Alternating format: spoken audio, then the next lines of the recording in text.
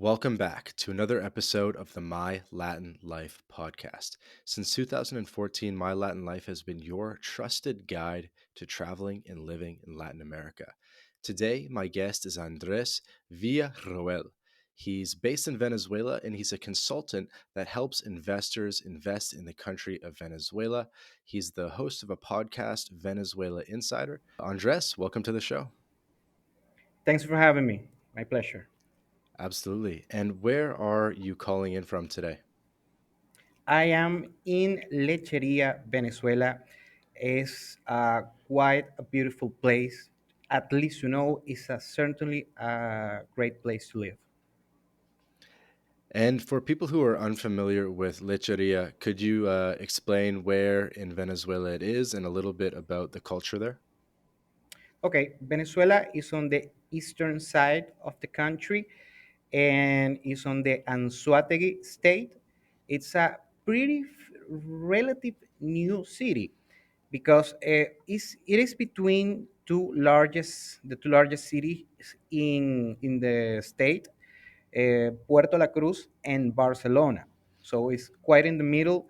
The city actually was developed on the late 20th century, with artificial islands and such, kind of like Dubai. And although, Dubai it's quite a overstatement, although it was a pretty defiant engineering project that was made on the last couple of decades of the 20th century, Hmm. and it was ready by the early 90s. So Lecheria, as we know it right now, is a pretty fairly young city. It only has over 30 years of existence as we know it right now. Okay, great. And we're going to get right into some very actionable advice around real estate investing and everything.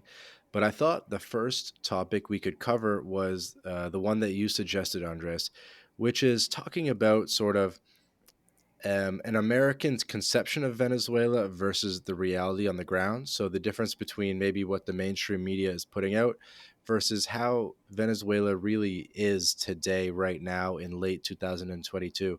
So could you give us a little bit of an overview about, yeah, what it's like currently in Venezuela? Okay, I'll try to do my best to give you reader's digest of the situation. But although it's not only the mainstream media, it's also these more sophisticated networks like FinTweet or these great podcasts such as yours, and mostly on social media, they mostly people think that Venezuela is like, this sub-Saharan African nation or Afghanistan. It's not the case. And I have to be pretty clear that Venezuela still have some issues.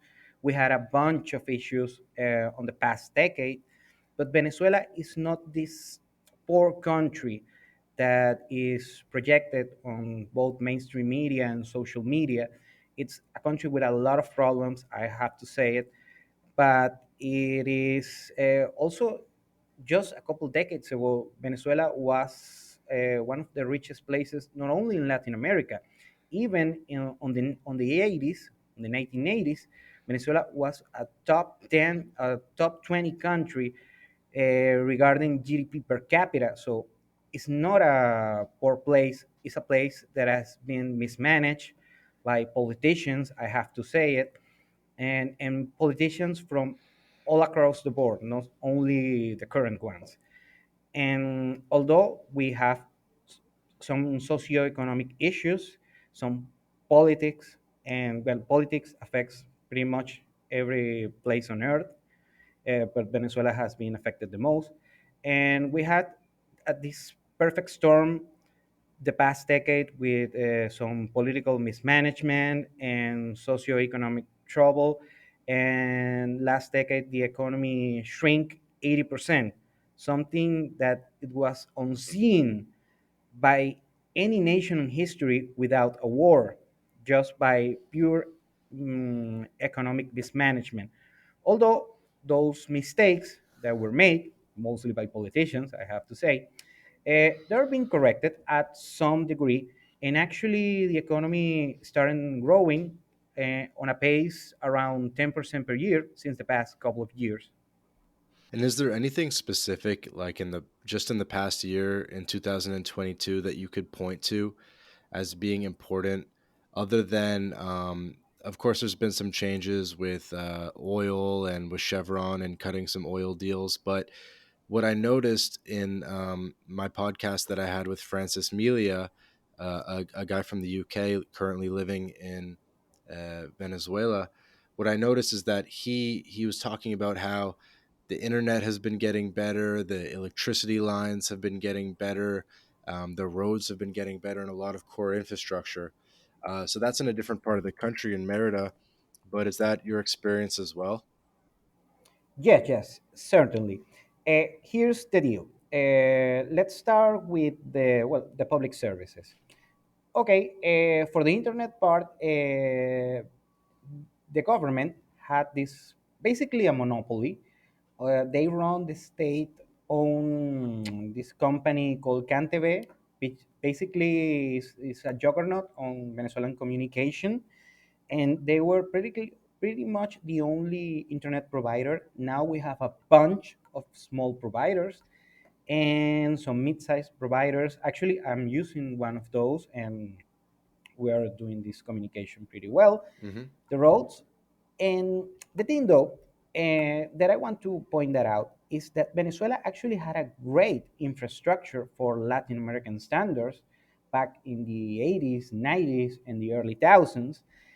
That infrastructure was decimated due to socialism, call it, and right now it's been emerging. They're being maintaining better. They're doing the proper due diligence with such infrastructure, and that's the improvement that we're been seeing right now. And yes, there is a lot to improve. However, it's trending towards the right direction. Okay. Yeah, that's great to hear. So I was thinking now we could get into talking about real estate, and there's certainly a lot to talk about. I think one of the biggest headlines we have been seeing this year in terms of real estate in Venezuela is like $20,000 apartments in Isla Margarita. Now I know that's not the area of the country you specialize in, but is this something new, or did we just recently find out about these apartments? Okay, it's funny thing though. If actually I was going to do a video about it this week, and is when is the best moment to buy properties in Venezuela? And I will say the right answer is late 2008, early 2019. So if you wanted those 20,000 apartments on great areas, it actually is. It is you miss the party to the best price.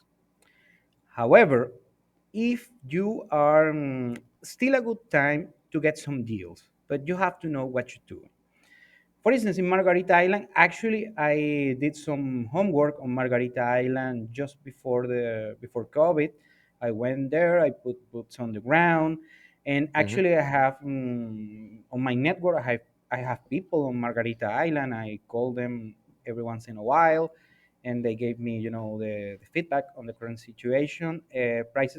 The real estate prices in Margarita are trending up, and those deals are not the same deals that I remember I found back then.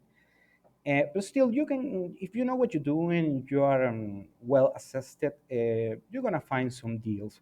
Yes, you can get $20,000 apartment. Of course, you have to add some cost, because when you buy a property here in Venezuela, you have to pay a registration fee and a couple of fees, and that adds up to between 7 to 10% of the value of the property.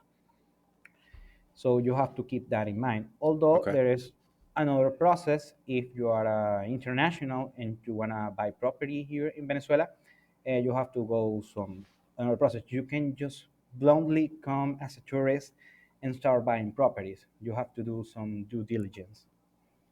Is it possible to get a residency permit with the purchase of the real estate or prior to the purchase?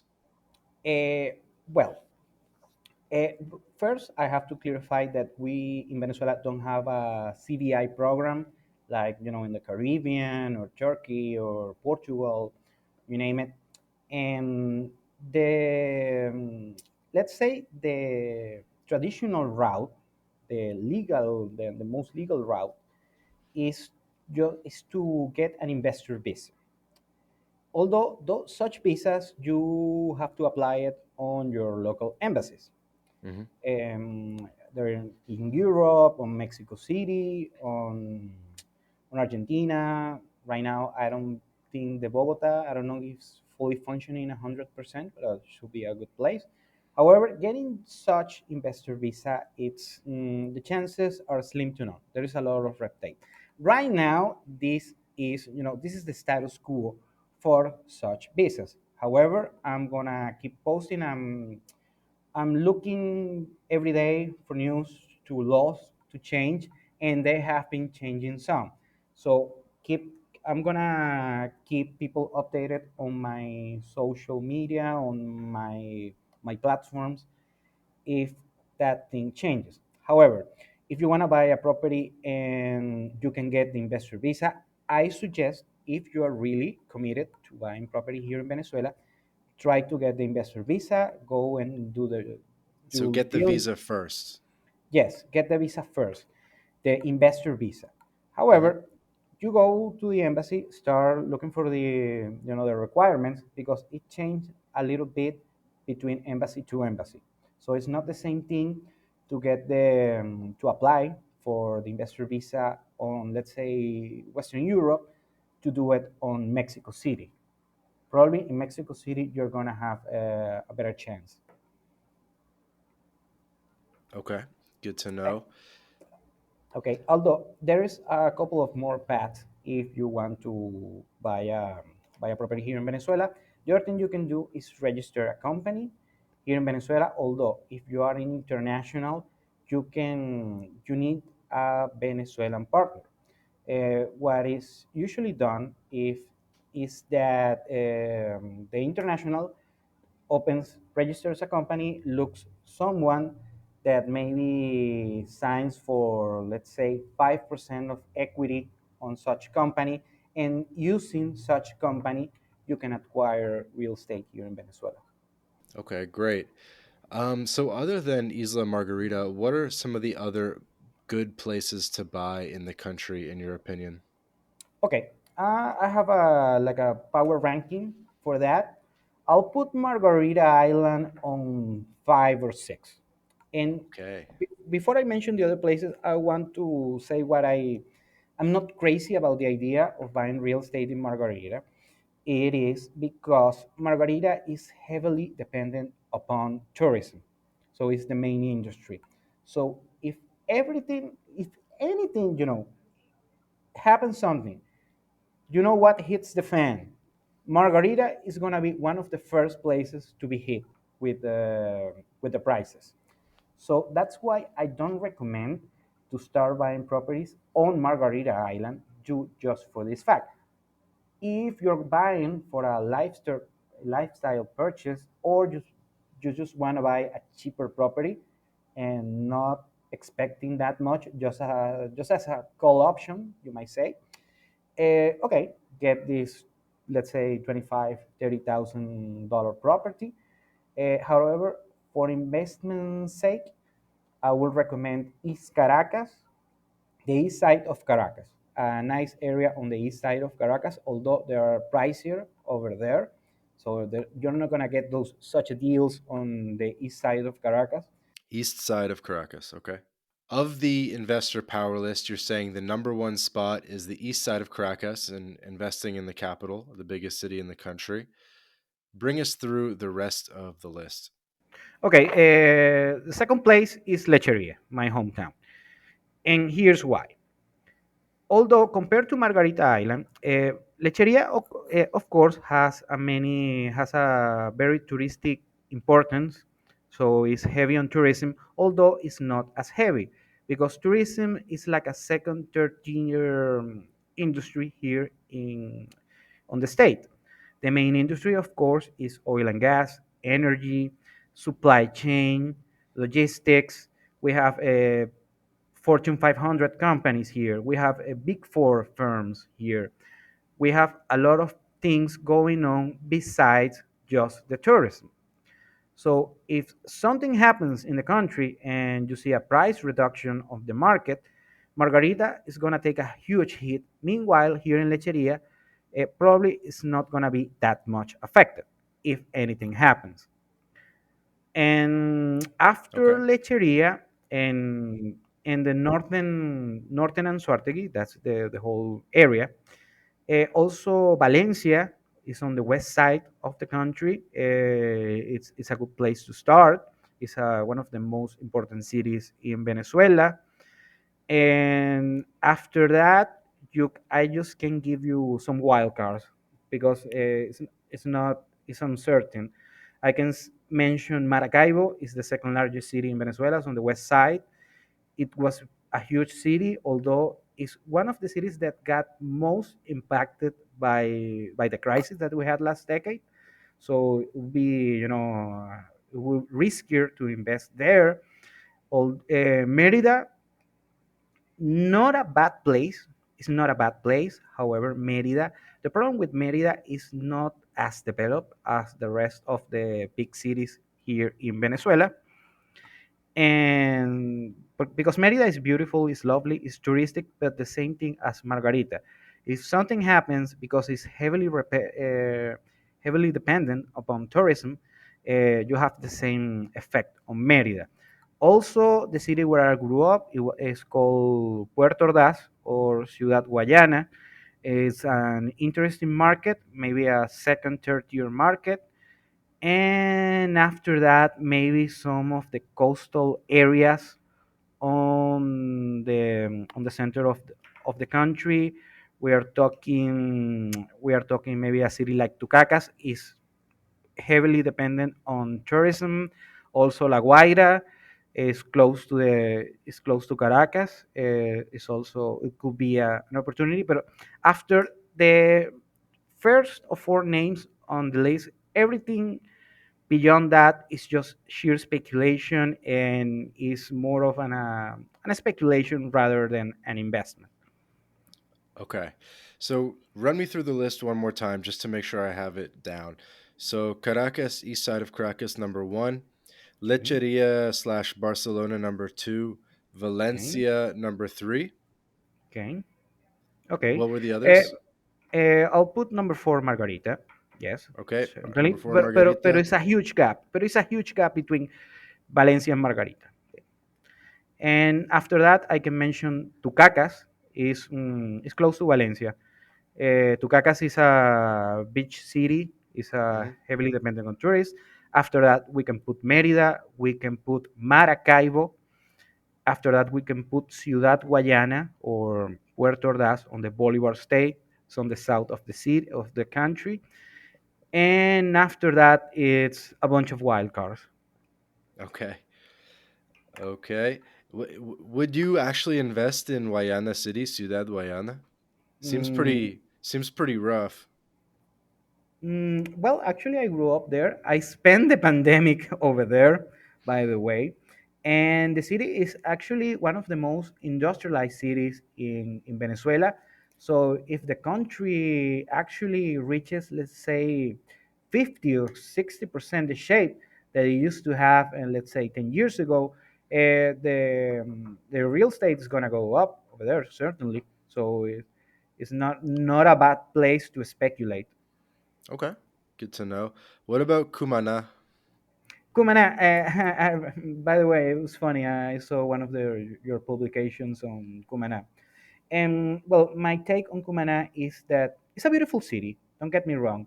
However, it's not the city I will invest if I'm a novice here in Venezuela. Cumana is an undeveloped city. It's a beautiful city, but it has this vibe of a small town. So many people in Cumana, when they're young, they're growing there, they want to get out of the city quickly. Hmm. It's undeveloped. Actually, one of the most dangerous city on the eastern side of the country. It's a beautiful city, it's a beautiful town, and actually, if you are an history buff, it's a historic place here in Venezuela. Hmm. Although it's not a place to, it's a great place to visit. I mean, if you are here in Venezuela for a long time, I suggest to visit there, and beautiful beaches and a beautiful scene. However, I wouldn't recommend to invest there. Okay. You know what's cool about Venezuela is it just seems like, we've named 6, 7 cities, but the coastline is huge, and there's actually quite a lot of smaller communities as well that that look like they maybe have, I don't know, 50,000 people each, like Puerto Cabello, Carupano. There's quite a lot of them, right? What do you think of Yes. some of these smaller towns on the coast? Are they safe? Are they quiet, or are they rather undeveloped? I guess it's a mixed bag. Yes, correct. Actually, Puerto Carreño is one of them. It's a very important city. It's a very strategic city because actually it's a special economic zone. So you receive a lot of import of Mm, the rest of the world from throughout Puerto Cabello. So it's an important city. However, it is a little bit rough, a little bit dangerous. It's not as much developed. So it's a strategic city. It's not the place I will say, go and set up shop and retire over there. Wouldn't mhm. recommend that. However, it's an interesting place here in Venezuela. So we've done a bit of a run through of some of the top cities in Venezuela. Um, I like the idea of the Barcelona Lecheria area. So let's say that we want to invest there and we want to buy a place. Let's start getting into some of the details of what that might look like. And we received a number of questions on Twitter about some of the minutia and the details. So how can a foreigner buy property there? Can they buy it outright in their name? Do they need to create some sort of entity? Let's start with that. Okay, like I said, the first step is trying to get an investor visa on your local, on the Venezuelan embassy, on your hometown. Let's say Mexico City, let's say Madrid, let's say Buenos Aires, wherever you're located, and Venezuela has an embassy or a consulate over there that attends foreigners. So that be your first step. Gather do your due diligence, go there and ask for the requirements because it changes a little bit depending on the location and depends on the operational activity of the embassies. There is a kind of issue on the embassies right now because some embassies are under staff or the staff is not working good Mhm. compared to other embassies. So it's kind of a tricky subject. So that's your first step. Do If you you know? want, Sorry to interrupt, but do you know like what the general guidelines of the investor visa are? Do you have to show money in a bank account, or like what are some of the requirements? yes. The thing though is that because I read the requirements on a couple of those embassies, and the thing is they don't specify a clear amount. So it's not like you need to have 100K on account specifically. No, you of course you have to have a proof of wealth, a proof of income, like in an investor visa on any place else. But it's not a defined amount. However, the people on the embassies ask for a couple of documents that make no sense because you already have to do the diligence to make those, but at the same time, you need the visa in order to make such deals first. So it's kind of tricky. So that's why you have to go embassy to embassy if you want to go to that route. Still do your due diligence on that. After that, you can register a company here in Venezuela, although the company if you don't get the investor visa, you can register a company here in Venezuela, although you need someone, you need some connections, and you need a Venezuelan national on such document. And having, let's say, like a 5% equity on such company. Of course, it's going to be the company of the international individual. And with such company, you can straight up buy a property. So it will be on the name of the company. Okay.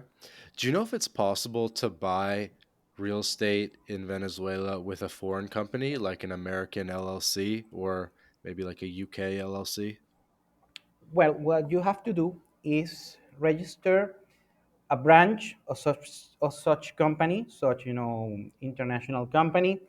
You register a branch here, a Venezuelan entity that will be um, an acolyte, a legal acolyte of the parent company in the UK or an NLC in the US.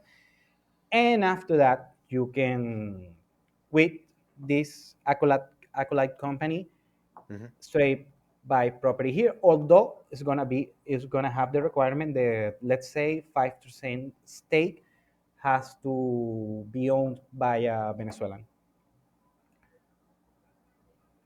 Okay. Okay. Yeah, definitely complicated, but we can come back to that regarding company stuff. Um, so next question would be, how does renting the place out work? Like, or what would be the income generating opportunity with these properties? Is that an option? Is Airbnb or short term rental an option, or are we looking at more long term tenants? And if so, what do the tenant laws kind of look like? Okay, good question, and it's kind of tricky.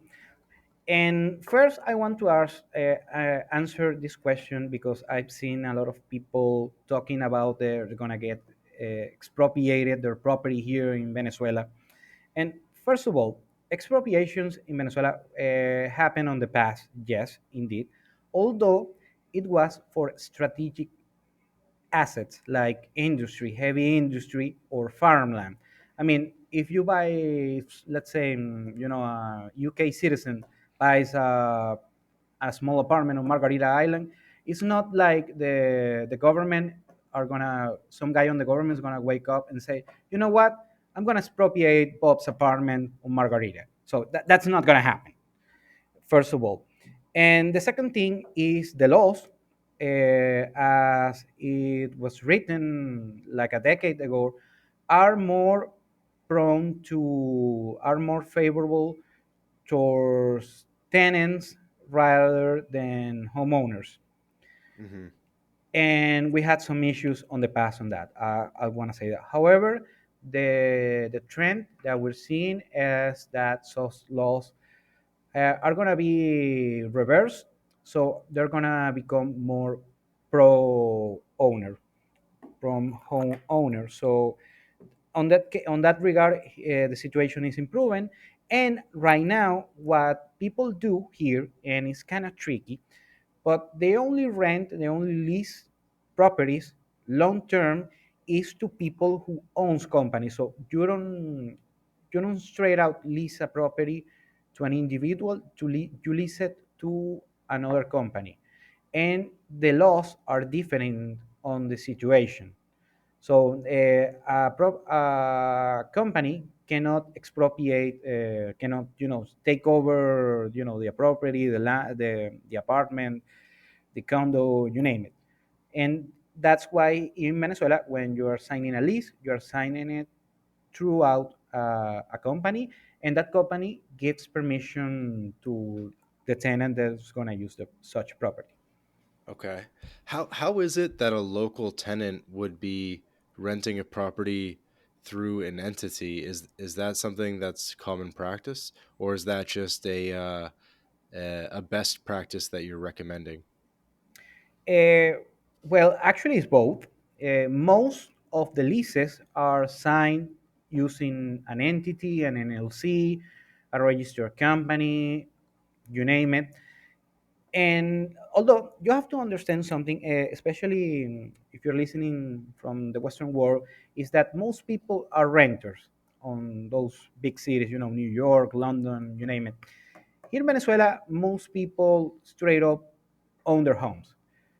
Either they inherited, or they live with their parents or their families, or they buy or just bought such property when when they could afford it. So most people are not renters here in Venezuela. When you see rentals, it's on places with a lot of activity, like here in Lecherias. Most of the rentals here, especially the high-end rentals, are made by big energy companies, big, such as Chevron that we were speaking earlier. And although, and also, I don't know if you want to know about the yields, the renting yields of the properties. Sure. Okay, we have let's say between 8 to 10% roughly. Although there are some additional costs, the real estate 101. When you're renting a property, there's always an additional cost. And the thing is, getting tenants that are a great fit. They are qualified. They have a registered company that you can see on paper that they pay their due taxes. It's not just a shell company. They're actually an active company. So you have to do a lot of due diligence. You do it via a real estate agency. They charge for that, and you can get a good deal. The thing is getting the tenants. Let's say you buy a property here and you might spend, let's say, 3 to 6 months in order to find a tenant. And after a year, they give you back the property, and then you spend like 3 or 6 months finding another tenant. And that's where it gets tricky. So it's not easy to get such tenants. Although you can, the other thing that you ask, if maybe Airbnb in it and or just short rentals, also it's a great possibility in places like Margarita Island here in Lecheria, or in Tucacas or Caracas, or many places, most of the important places here in Venezuela. However, it is mostly a seasonal gig, so maybe it's not going to be cash flowing the whole time. So you have to be very specific when you're buying a property. What is your main goal with that? However, the risk of a tenant that don't pay, well, the rules are pretty tight for that, although there have been some relaxation of such rules. However, the people here on the real estate world, the real estate agencies are very thrilled, are very neat with the details. So they sign those leases in order to. It's next to impossible legally to a tenant to overstay their contract. Usually, they are signed 1 year leases, and if after a year you cannot overstay here in a property, if you don't have a second home or something. So there is a many laws on both ways, many legal ways that you can, let's say, hedge against that risk. So it's not a big deal. So you just have to know what you're doing. That's it. But you're gonna be fine. Okay. Let's talk a little bit about liquidity of the real estate, both in terms of, um, I well, I think one of the common sayings I hear in Latin America is that it's very easy to buy real estate, but it's very difficult to sell real estate. So, what would liquidity look like if someone eventually wanted to sell their unit? Okay, that's a great question. And it depends on the market. Some markets, some local markets are more liquid to the others. And and the major thing is, if you buy on a liquid market, a market with a lot of turnaround properties, a lot of transactions per year, you're gonna be fine. Although you have to know when try to not to overpay for a property, because if you overpay for a property and then reselling it on the same price, on the same range, it's gonna be hard. Hmm. How do you get the money in and out of the country? So, if someone wants to buy the property, are they buying in U.S. dollars? Are they buying in bolivares, or how do they actually make the payment? Okay, good question. And actually, many people here in Venezuela, especially the landowners, the homeowners, usually they either have an account in in a retail bank in the U.S., let's say Bank of America or Chase or Wells Fargo, or also many people have accounts in Panama. So they have so either if you're gonna pay via a wire transfer, you're gonna be pretty much fine. Most of the owners either they have their own international account or they have an account in Panama or one of their close relatives. So on that on that order, it's not gonna be an issue. Worst case scenario is that you might the the seller of the property may do not own an international banking account and they want their money straight up cash. But there is a lot of ways that you can just convert the money in the bank into physical cash. So it won't be an issue for international if it's well assisted.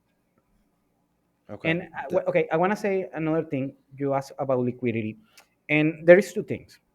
First, we don't have a mortgage market since, let's say, 10 years or so. So basically, there's virtually not a mortgage market here in Venezuela. So for that end, the market is pretty liquid. Although there have been some talks at this point, are some rumors, but apparently for the next year or the year after, banking credit is gonna reactivate and it's gonna be huge. That's just a rumor at the moment. I'm gonna keep you guys updated if you follow my platforms. The other thing about liquidity is, and I read this story by a pretty brilliant economist here in Venezuela, that the private sector savings outside of Venezuela, both from individuals, Venezuelan individuals, and Venezuelan private companies, institutions, they had a savings amount around $400 billion. So that's a lot. And many people lately that have such savings are using it right now in the country. So the market is not as illiquid as you might think. Okay. Yeah, I think on a previous podcast, it wasn't the Francis Melia episode, but I definitely heard that that a lot of residents have bank accounts in the United States or in Panama, and often the transfers and the payments will happen outside of Venezuela. Yes, And I guess the same thing happens when if you eventually want to sell the property, as a foreigner, you're going to have bank accounts in the US or Europe or whatever, and you would just request to get paid there. yes, totally correct. Okay, definitely makes sense. So let's talk a bit about the price trends. Like, when did things start trending up? You mentioned the bottom was like 2018, 2019. Um, what are the trends that you're seeing in Lecheria and in Venezuela? Okay, let's start for Lecheria. That's my market, and depends on the tiers. On the high end tier, it went straight up. I mean, kind of like the properties are double.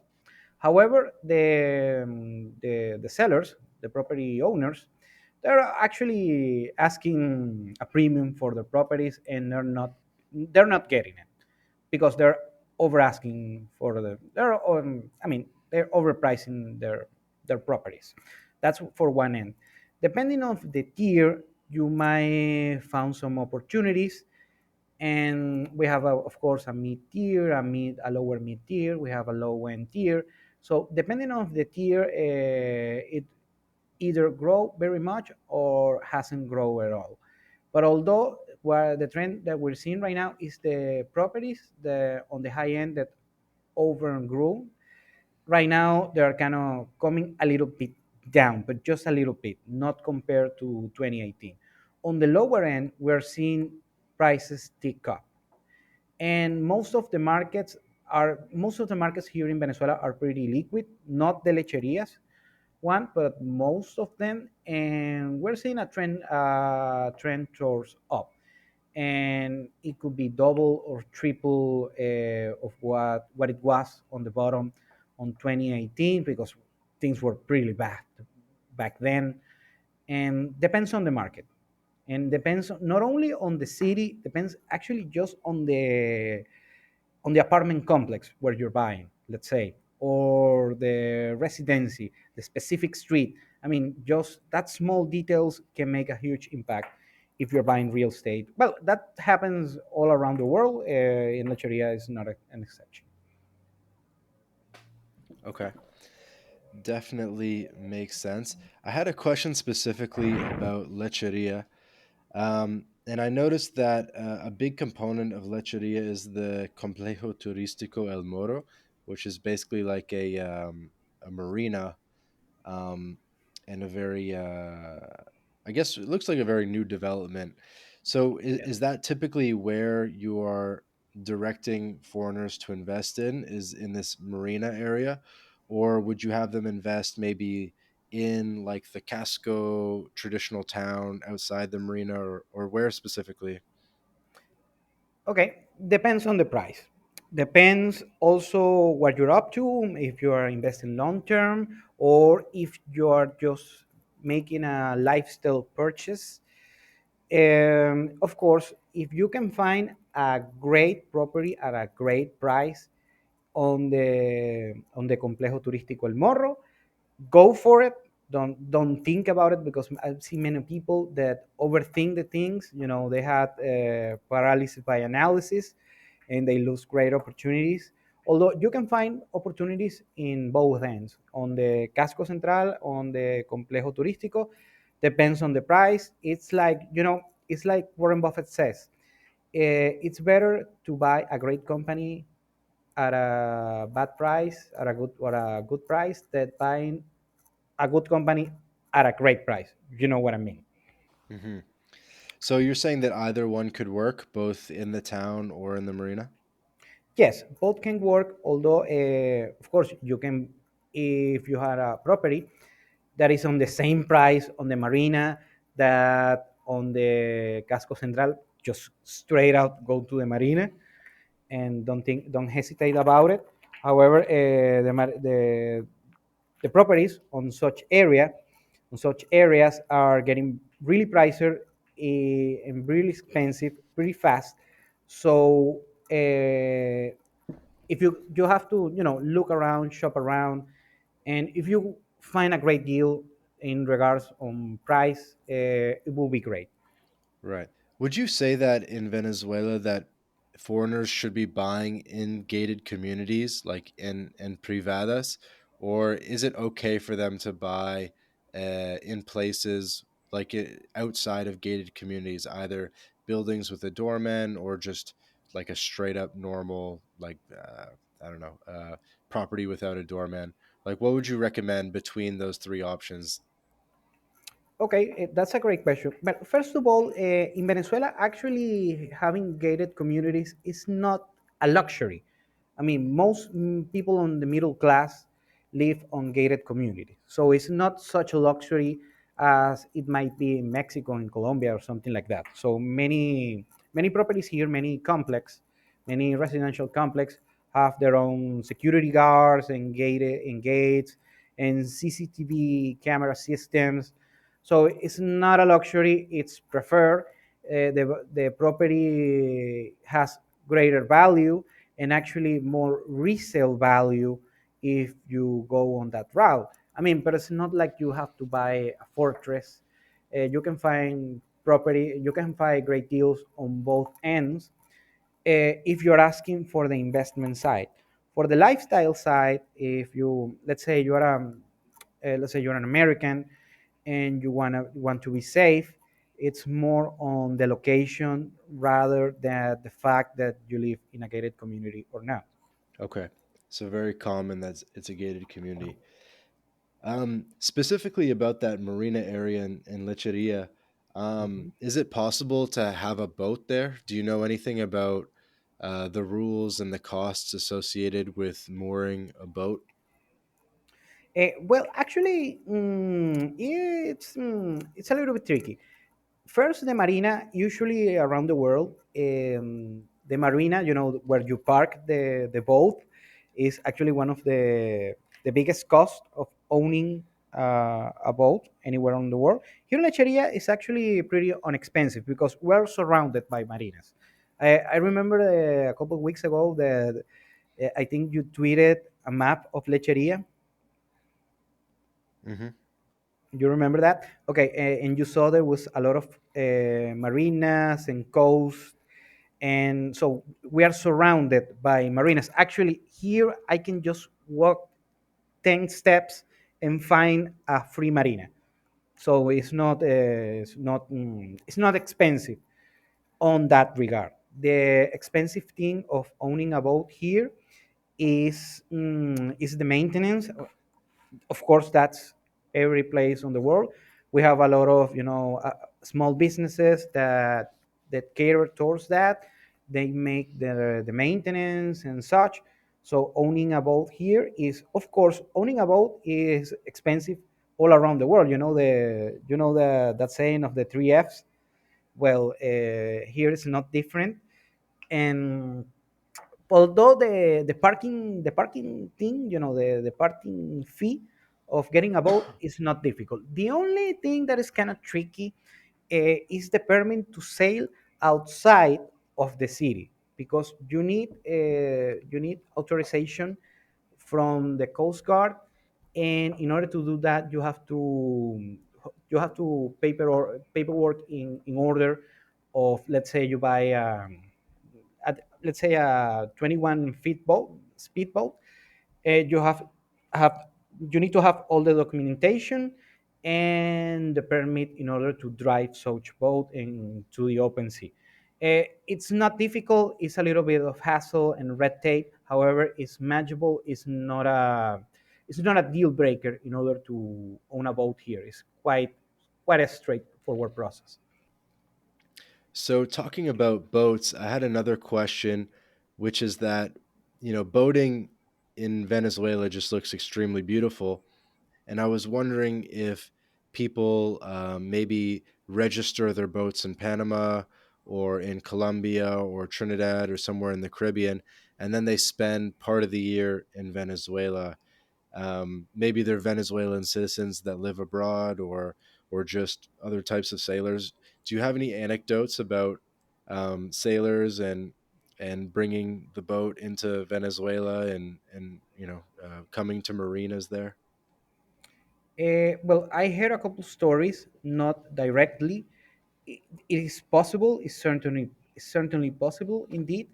Actually, I was due to have a client that is going to do the same route. Is going to go from Panama. However, that didn't happen. I heard a couple stories. It is certainly possible. However, directly, I haven't worked with such clients. However, yeah, yeah. Of course, many people.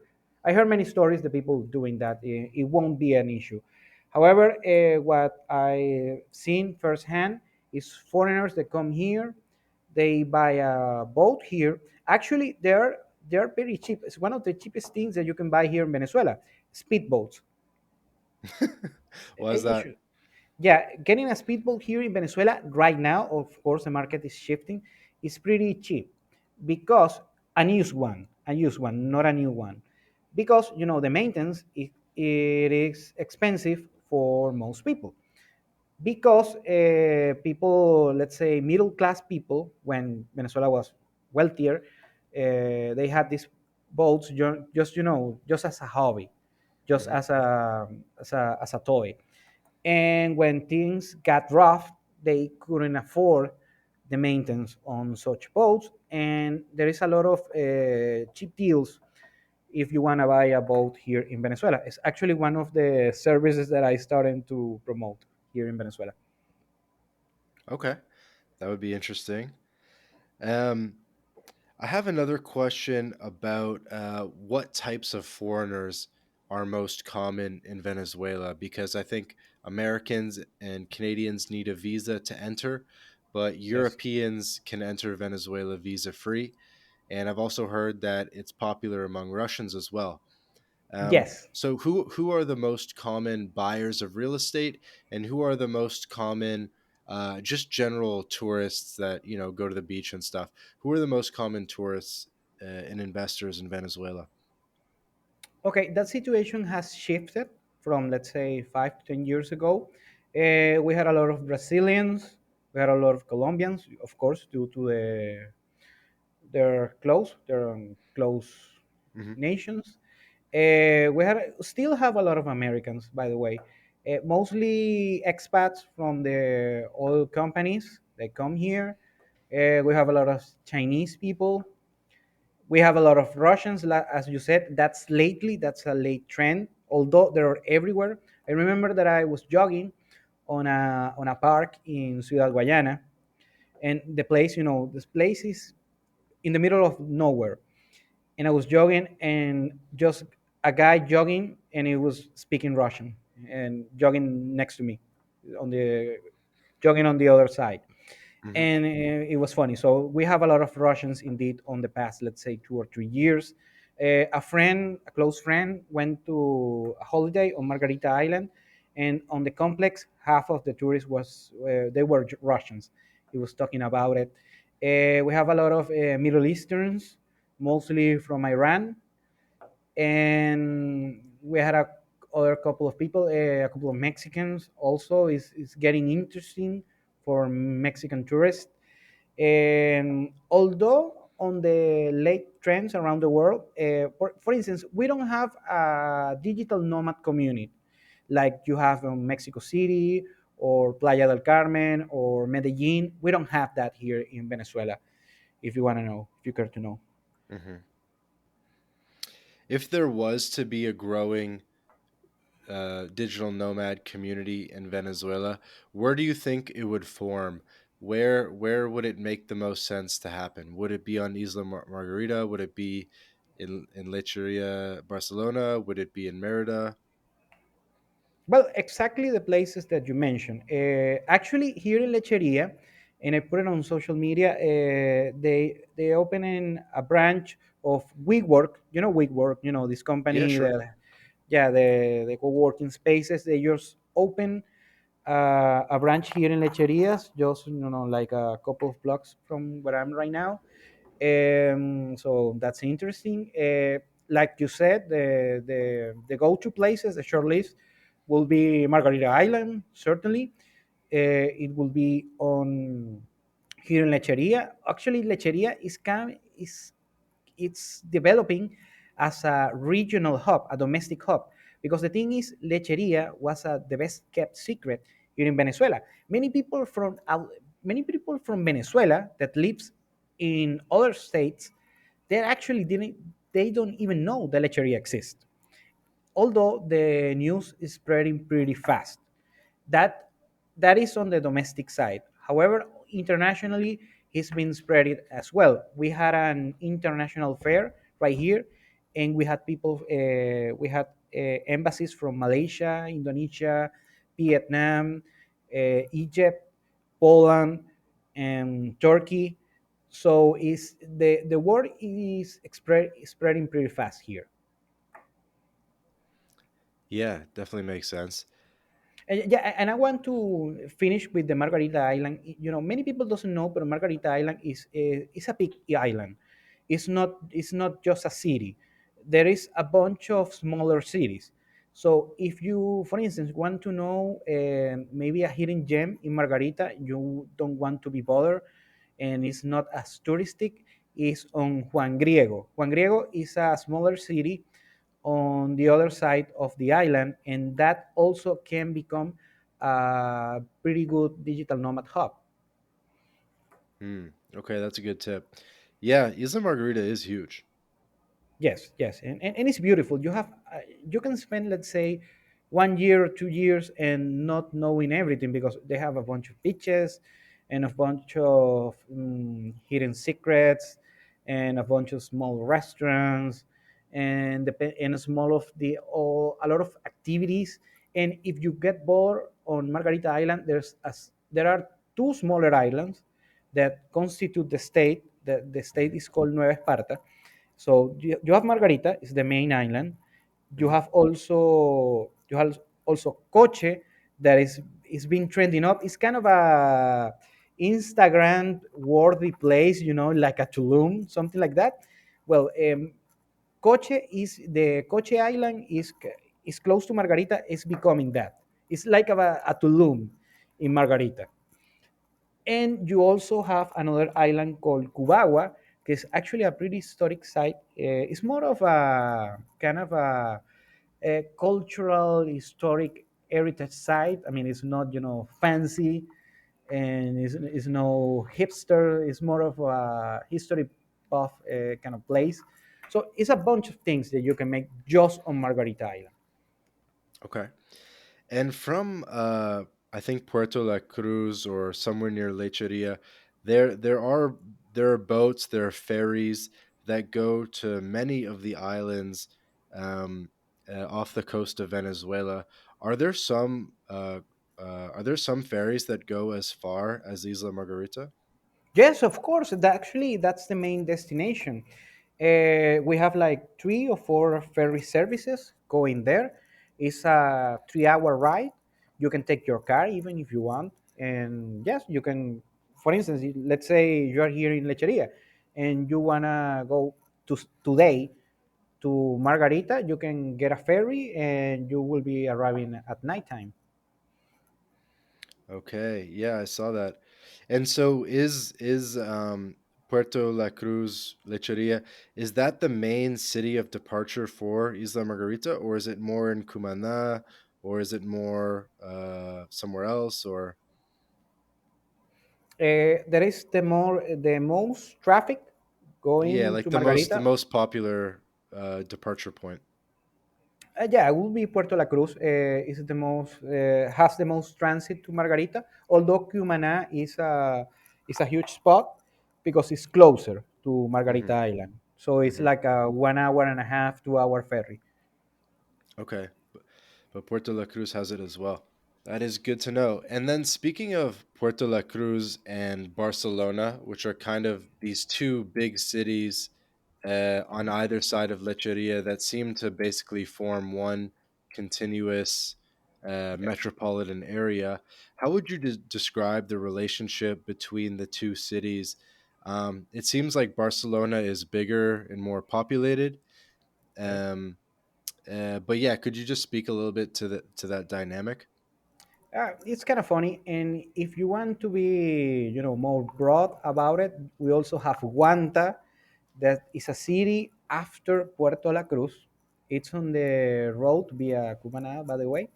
We Okay. also have Puerto Piritu, is a city like a half an hour drive, and put we mash it up together. It's kind of like the same metropolitan area. Puerto La Cruz is on the dynamic of the city. Is a, let's say, middle class area. It's a lot of commerce on the street. There's a lot of street vendors, and you have a lot of these commerce. Lecheria, of course, is more of the posh side of the area. Is Hmm. more, it's more expensive. The restaurants are expensive. It's more of a upstate thing. Barcelona is the, let's say, the poorer area of the poorer side of the metropolitan area. Although Barcelona, there are some pretty nice stuff, nice things, nice amenities. However, that kind of will be the dynamic here in on the city. Okay. So Puerto La Cruz is actually richer than Barcelona. You might say that, yes. Actually, Puerto La Cruz is dominated by some Middle Eastern migrants and their descendants. They have a bunch of, but basically, they own most of the businesses over there. Of course, Chinese, and of course, local Venezuelan entrepreneurs. Yeah, that's actually a good question about descendants and stuff, because that's going to lead me into my next question about passports.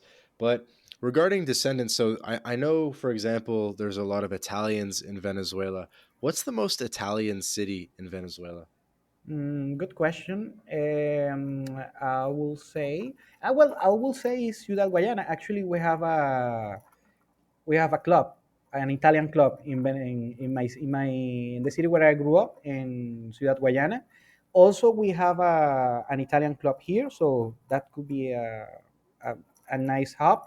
Although it has to be Caracas, the east side of Caracas, there's a bunch of Italians on the east side of Caracas, but it's not a place where it's dominated by Italian descendants. They're everywhere, but they're scattered across the country. Okay. And when you talk about like Arab descendants in Puerto La Cruz, it kind of reminds me of in Barranquilla, Colombia. There's a lot of that as well. Yeah, what is the sort of ethnic makeup of the Barcelona, Puerto La Cruz area? I mean, in Venezuela, is basically we have a lot of mixed race thing. We have Caucasians, we have Afro descendants, we have some native descendants, we have of course European descendants, Middle Eastern descendants. So that's the thing about Venezuela. It's actually one of the funniest things, one of the most coolest things about Venezuela. The It's Venezuelans diverse. overall. Can you hear me? Yep, I hear you. Okay. So that's one of the coolest things about the Venezuelan people, that you don't have a particular type. You have from Caucasians to native descendants to European descendants. So you have pretty much of everything. What's the most European city in Venezuela? That's a great question, and I haven't thought about it. We don't have something like, for instance, Gramados in Brazil, Right. or we don't have something like that. And let me think. I have to think, because you have a lot of European corners or maybe neighborhoods, but it's not like you have a city that is mostly European. You What's have like a the lot. whitest city? The white city. Okay. Put it this way. Depends. Well, I don't want to sound racist, but the thing is, as more developed the community is, more richer the community is, more whiter it's gonna be. So that's a Yeah, rule that's of thumb fair. here. And so Lecheria is probably up there because it has some of the highest GDP in Venezuela. Yeah, that's exactly correct. Okay.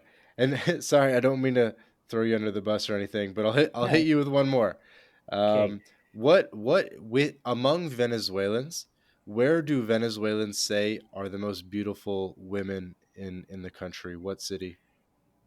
It's I'm gonna go again and say the same thing. As more developed is the city, you're gonna find the most beautiful women. Although it's kind of a tricky question, and it's I mean, you're not throwing me under the bus. The situation, if you wanna, let's say, find beautiful women, you can find it pretty much everywhere. Depends on the city. If you are more towards, let's say, the Caucasian look, or the Latin look, or the Brazilian look, kind of look, or more of this Afro look. I met a couple of of international people come here, Europeans. They go crazy for Afro descendant Venezuelans. So, I mean, that's your thing. Go for it. And although most people here prefer the Caucasian look like, some other prefer the, let's say, the native look like. I mean, but you have beautiful women everywhere. Now, Because if I know you like the Mhm. the beauty pageants are very popular in Venezuela, right? Like the Miss XYZ Yes. and things like that. So do they is there like a city where most of the pageant winners come from?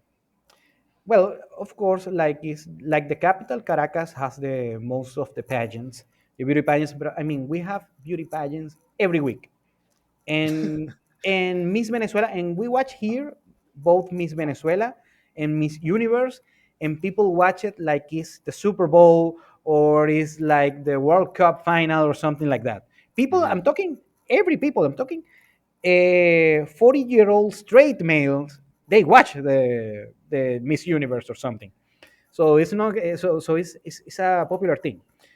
Now, if you're asking me for the Venezuelan, the women, the beauty of the Venezuelan women, and you want to make a comparison, let's say compared to Colombia or Brazil or Eastern Europe, or maybe this digital nomad hubs. And I have to be clear that your audience is mainly digital nomads, or I'm mistaken. Yeah, yeah, I'd say so. Okay, so I'm gonna give you try a little bit overview of the market. Okay, on my particular taste, I found the Eastern European women prettier. So let's say if you go to Kiev or Warsaw or some other major Eastern European city, the average is better on those places. Although, if you compare the average, the Venezuelan on the beauty side, compared to the average on Colombia and Brazil, I'll say they are on hand to hand. They are on that average. So, although I think the Venezuela has a better beauty average, if I call it like this, compared to both Colombia and Brazil. Now, the main takeaway here in Venezuela is that since most of the girls here in Venezuela grow watching Miss Venezuela and watching the beauty pageants, Hmm. they know how to take care of themselves. They know how to do, their makeup, their dress, their hair, you name it. They know how to physically improve themselves, and for that reason you have a bunch of beautiful women. And the let's say the gem, the main thing about the Venezuelan female beauty is that you have a bunch of, and I'm gonna put it in a scale of 1 to 10, you have a bunch of 7 and 8 on a scale to 1 to 10 compared to most places around the world, even Colombia and Brazil. And if you like, the kind of like let's say the more veteran women, let's say the 40-year-old women, the quote unquote the MILFs, you have more beautiful women on that bracket than any place on the world. I can see that. I don't want to stop your train of thought. If you want to keep talking about the women, I'm sure the listeners would appreciate it. Okay, well, if you want me to give you some PUA advice. I don't want you to say anything that we have to cut later, but yeah, if you want to talk about it, sure, go for it. Well, okay, sure. I'm gonna try. I'll give my best. I'm not Mark Solo, so. By the way, I enjoy his channel. I watch a lot of during the pandemic. Okay, I'll try to give you an overview how the dating scene is here in Venezuela. Well, Sure. it's mostly about status. So, well, around the world, that's the main thing about the female beauty and such. If you wanna to attract beautiful women, is a status.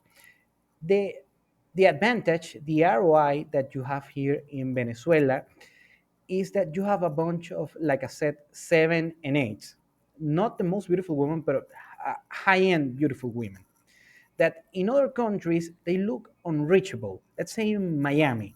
I mean, you have to be like an NBA player, a Drake, Dan Bilzerian, Yeah, something it's like that. tough. It's high competition.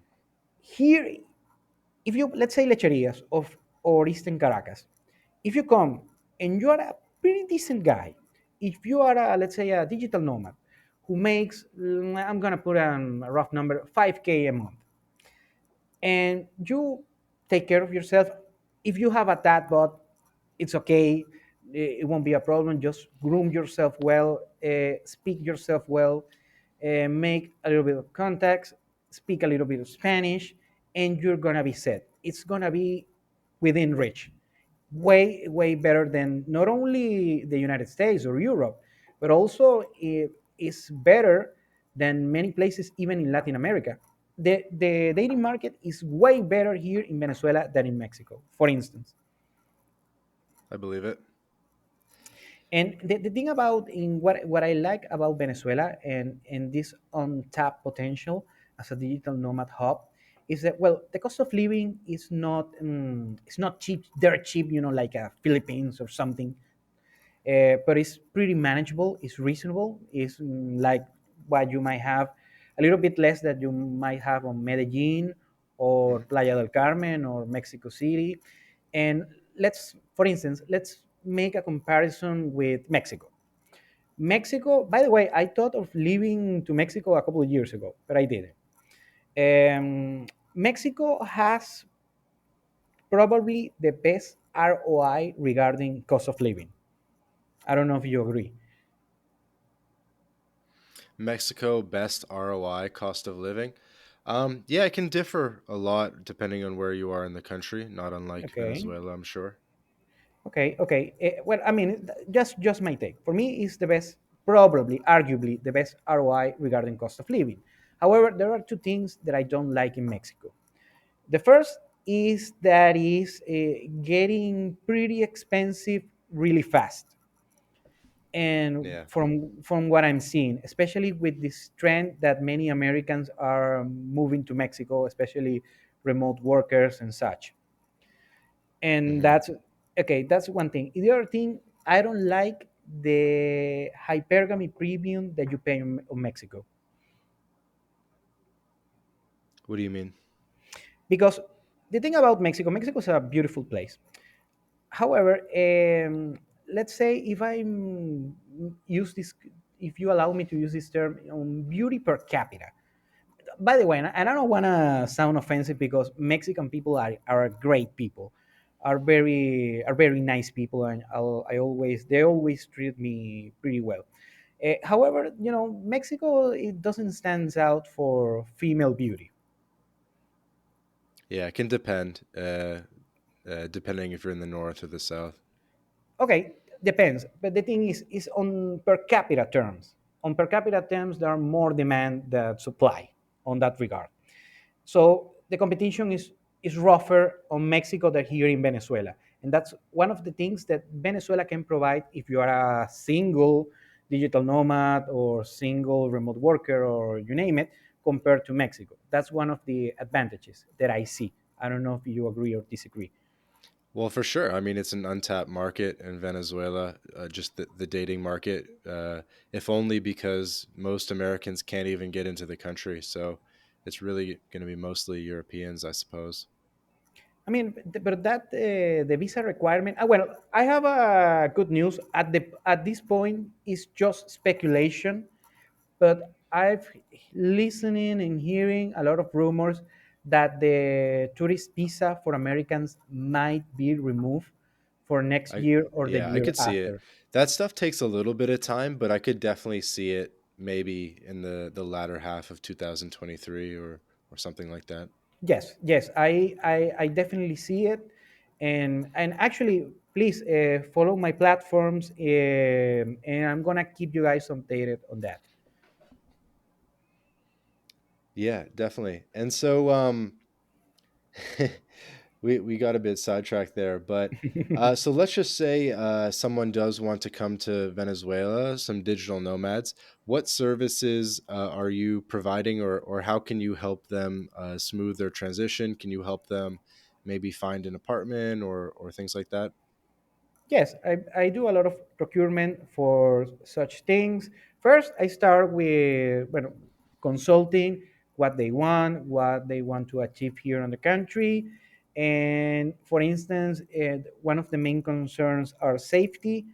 And what I do is tell them that if you go to this city, if you go to this neighborhood, if you do this, and if you have this lifestyle, if you want to do this, go to that place, and such and such and such, and you are drastically reducing your the risk, the personal risk that you might found here in Venezuela. We have a lot of safe areas, and of course, we have a lot of not such safe areas, and trying to avoid the potential client to get scammed or get robbed or overpay for a How service. safe is Lecheria? Like, can you walk around at night?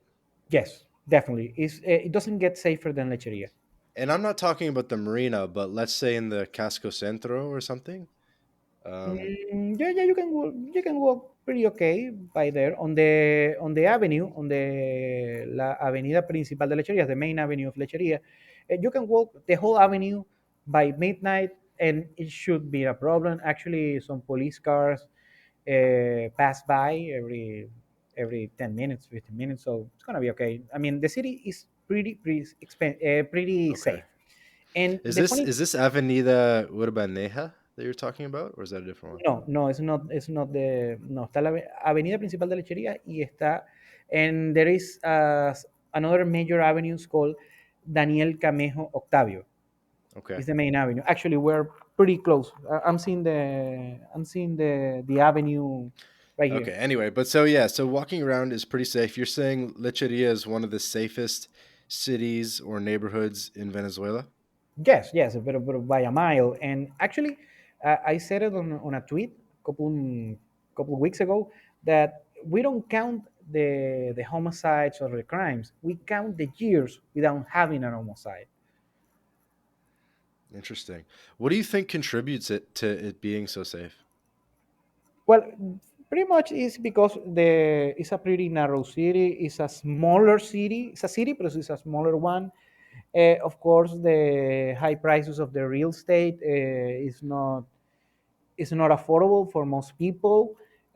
Of course, you have some petty crime every now and then, and mostly because of the demographics of the city. Most of the people here is they're either family people, or is mostly also a gentrification area. Okay, good to know. And I should have asked this earlier, but in terms of like the internet and the electricity, like how stable is it? Like how often does the electricity go out, honestly? Okay, to be honest, let's say twice per month, something like that, for a couple of hours. So Okay. it's okay. On the high-end apartment complex, they have their own power plants, so you won't have an issue Generators. if you're a bowler and you wanna pay a premium for that. You can certainly get it. Actually, the oil companies, they get the high-end real estate rented, leased for their employees, Okay. and And how and fast is the internet?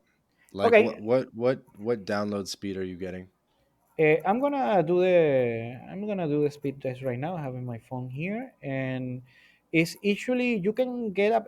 It was terrible until let's say last year, but you can get services that go between let's say 20 MBs to 50 MBs to even 100 MBs. Right now, Okay. I'm looking the app. Okay, I'm gonna do it right now. I must be getting like 25, 30 MBs download. I'm running it right now, just as we speak. And I'm gonna say it right now. I'm having 2017, 15, 20. So it's a little bit, weekly, close to 20, and download. I'm having it low right now actually, because I usually have it on the 30s, but it's between 15 and 17 Okay. right now. But actually, Passable. that's a low reading because I usually have between 25 and 30, and you can get a premium service that gets you 100. Okay. Um, I definitely wanted to ask just a little bit more about the residency and citizenship stuff. Do you think Okay. there's a viable path to citizenship in Venezuela? And do you think it's possible to naturalize as a citizen after putting in the requisite time? Yes, yes, of course, certainly. There is many ways. Actually, this week on my YouTube channel, I make a bunch of videos about it because I have these inquiries. And if you put 5 to 10 years of legally, Yep. you can get the passport, you can Yep. get the citizenship. Also, of course, if you marry a Venezuelan born and raised, you can get a citizenship as well. And if you are a descendant from Venezuelans, also you can get the Yep. passports. Also, like the rest of the Americas, you can make birth tourism and have a baby here, and it's gonna be born Venezuelan. There are some ways. I mean, there's many ways to do it. Although we don't have a CBI. Yeah, no, I get it. So 5 to 10 years of residency, 5 years for I think like Spanish, Portuguese, and Italians, and then ten Correct. years for most other citizens. Do you think you would need to spend more than 6 months of the year in the country, or do you think it's do you know anything about um, the minimum physical presence required to keep the residency active and minimum physical presence required to continue on a path towards citizenship? Okay, it will be preferable to spend the 6 months plus per year and go back and forth.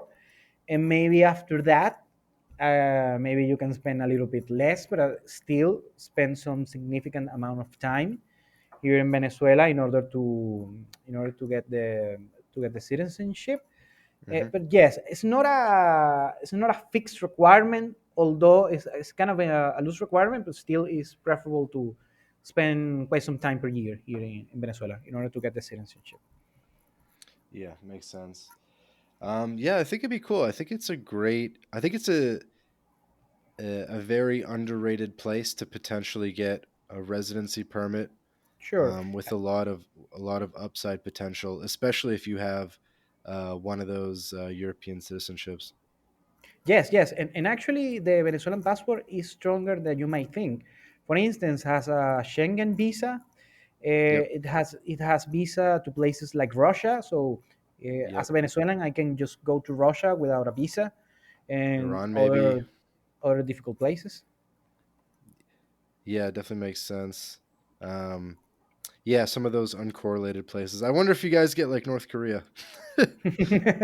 Actually, one of the main guys of the government was on visiting North Korea. Actually, I think we can go to North Korea without a visa, but it's not something that I'm looking forward to. So, Well, yeah, I'm looking at a map. It doesn't say North Korea, but it does say visa-free Iran, which is pretty cool.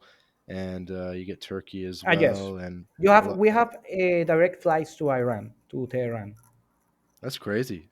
Yeah, so everything sounds really cool. I think people are gonna get a lot of value out of this episode. Andres, random question: where did you learn English? Because your English is very good. Oh, thank you. Well, I started, with TV and such and music, and on the 90s, I had this, I grew up watching Disney and Friends and all that kind of stuff. Actually, I spent quite some time on the States. I spent time on Miami, Atlanta. I spent several months in Houston. I mean, I've been in many places in the States. I visit the UK, Canada, and so I kind of know the language, and I try to practice every day because I learn other languages. For instance, at some point, I was able to speak French, and I totally forgot. And I'm getting older, and I'll say that I'm gonna keep practicing my English every day so I don't lose it as well. Awesome. Well, dude, this has been a very interesting episode with Andres Villarroel, nuestro contacto venezolano. Andres, do you want to tell us again how people can get in touch with you? Tell us a little bit about Venezuela Insider and some of your services. Oh, sure. Well, you can check the services on venezuelainsider.com. We serve digital nomads, expats, internationals, entrepreneurs, travelers. It's a service that is one of a kind here in Venezuela. You're not going to find a service like this. You can contact on Venezuela Insider slash contact, and you can request a consultation in order to maybe set some strategies here in Venezuela. Depending, it could be just travel, or can be maybe investing, or staying longer term, or just spending a few months. Whatever might be the case, you can make a contact on Venezuela Insider. Also, I have a YouTube channel which is brand new. It's called Venezuela Insider. I publish videos every day, every single day, so maybe you will find some value on such channels. Also have the podcast Venezuela Insider. I publish a piece of content every single day over there. Also, I have a newsletter. Both I have a paid version and a free version. The paid version is on Patreon, Patreon/ Venezuela Insider. I make two articles. I make two publications per week. It's pretty cheap, just $5 per month. And if you want a free version of that, you can subscribe to the newsletter on VenezuelaInsider.com. Also, you can find me on Twitter. Andres EVD is where I found out of my Latin life, by the way. Also, I'm on Facebook, Andres Villaroel. I have a also a YouTube channel on Spanish called Financiero TV, but it's actually more about economic and finance, so probably not your thing. And also have a TikTok account on Spanish. It's mostly about economics. Is in of course is Jeez, economics for Latin America. So prolific. You're yeah, I made a lot of prolific. content. Do me a favor and email me all those links in or send them to me all in a Twitter DM, and I'll be sure to include them Sure. in the show notes. Awesome, Andres. Well, thank you so much for all the information today, and looking forward to connecting again. We'll have to have you on as more and more news comes out about Venezuela. I'm very excited about the prospects in 2023. Oh, sure. Thanks for having me, and I'm available all the time for your audience. Absolutely. Thank you.